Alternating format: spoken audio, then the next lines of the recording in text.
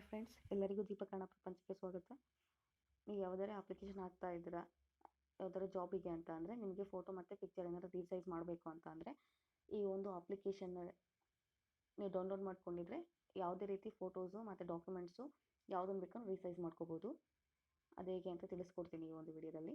ಇಲ್ಲಿ select photos ಅಂತ ಇದೆ, ಇದ್ರ ಮೇಲೆ ಕ್ಲಿಕ್ ಮಾಡ್ಕೊಳ್ಳಿ.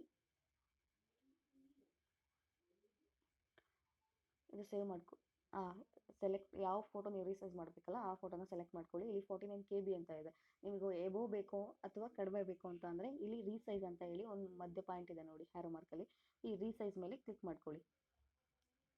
ಓಕೆ, ಇದು ನಿಮಗೆ ಎಷ್ಟು ಪರ್ಸೆಂಟೇಜ್ ಬೇಕು ನೋಡ್ಕೊಳ್ಳಿ. ಅಪ್ ಟು ನಿಮಗೆ 90% ತನಕ ಇದೆ. ಇದಕ್ಕಿಂತ ಜಾಸ್ತಿ ಬೇಕಂದ್ರೆ ನೀವು ಕಸ್ಟಮಲ್ಲಿ ಕ್ಲಿಕ್ ಮಾಡಬೇಕಾಗತ್ತೆ. ಇಲ್ಲಿ ಎಷ್ಟು ಬೇಕಾದ್ರೂ ನೀವು ಕೊಡ್ಕೋಬೋದು. ಸೊ 35 KB ಅಂತ ಇದೆ.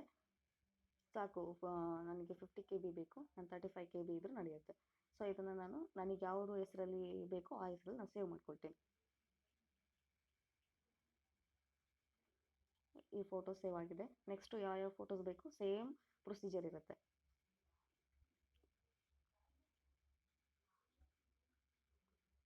ಇದು 753 KB ಇದೆ. ನನಗೆ 50 KB ಒಳಗೆ ಬೇಕು. ಸೊ ಇದನ್ನು ಕೂಡ ನಾನು ಸೇಮ್ ಪ್ರೊಸೀಜರಲ್ಲಿ ರೀಸೈಸ್ ಮಾಡ್ಕೊಳ್ತೀನಿ. 60 ಆಗಿದೆ. ಸೊ ಇದರಲ್ಲಿ 25ಗಿಂತ ಕಡಿಮೆ ಇರೋದಿಲ್ಲ. ನೀವು ಕಸ್ಟಮರ್ ನಿಮಗೆ ಎಷ್ಟು ಬೇಕೋ ನೀವು ಕೊಟ್ಕೋಬೇಕಾಗತ್ತೆ. ಸೊ 40 KB ಇದೆ. ಸೊ ಇದನ್ನು ನನಗೆ ಯಾವ ಹೆಸರಲ್ಲಿ ಬೇಕೋ ನಾನು ಸೇವ್ ಮಾಡ್ಕೊಳ್ತೀನಿ. ಸೇವ್ ಆಗಿದೆ.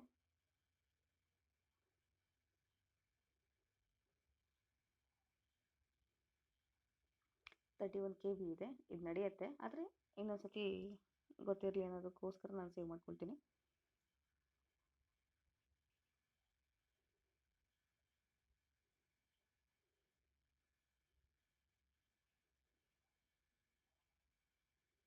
ಓ 115 ಅಂದರೆ ಜಾಸ್ತಿ ಆಗುತ್ತೆ.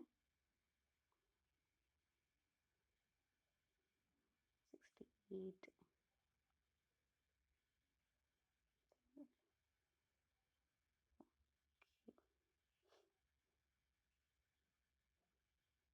31 ಇರಲಿ, ನಡೆಯುತ್ತೆ. ನನಗೆ 50 KB ಒಳಗಡೆ ಬೇಕು. ಸೊ ಇದನ್ನು ಕೂಡ ನನಗೆ ಯಾವ ಹೆಸರಲ್ಲಿ ಬೇಕೋ ಅದನ್ನು ಸೇವ್ ಮಾಡ್ಕೊಳ್ತೀನಿ.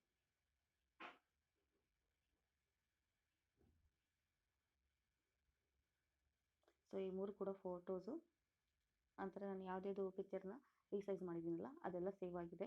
ಆ ಒಂದು ಸೇವ್ ಆಗಿರುವಂಥದ್ದು ಎಲ್ಲಿರುತ್ತೆ ಅಂದರೆ ಇಲ್ಲಿ ರೀಸೈಸ್ಡ್ ಫೋಟೋಸ್ ಅಂತ ಏನೋ ಒಂದು ಫೋಲ್ಡರ್ ಕಾಣುತ್ತಲ್ಲ, ಈ ಫೋಲ್ಡರ್ ಒಳಗೆ ಅದು ಸೇವ್ ಆಗಿರುವಂಥದ್ದು. ನೀವು ಇಲ್ಲಿಂದನೇ ಡೈರೆಕ್ಟಾಗಿ ಅಪ್ಲಿಕೇಶನ್ ಏನಾದ್ರು ಹಾಕ್ತಾ ಇದ್ರಿ ಅಂತಂದರೆ ಫೋಟೋಸ್ ಅಪ್ಲೋಡ್ ಮಾಡಬೇಕು ಅಂದರೆ ಇದೇ ಒಂದು ಆ್ಯಪಿಂದ ಡೈರೆಕ್ಟಾಗಿ ಏನು ರೀಸೈಸ್ ಮಾಡಿರ್ತೀರಲ್ಲ ಫೋಲ್ಡರು, ಸೊ ಅದರಲ್ಲಿ ಸೇವ್ ಆಗಿರುವಂಥದ್ದನ್ನು ನೀವು ಡೈರೆಕ್ಟಾಗಿ ಅಪ್ಲೈ ಮಾಡ್ಕೋಬೋದು. ಏನಾದರೂ ಡೌಟ್ ಇತ್ತು ಅಂತಂದರೆ ಕಮೆಂಟ್ ಬಾಕ್ಸಲ್ಲಿ ಕಮೆಂಟ್ ಮಾಡಿ. Thanks for the watching.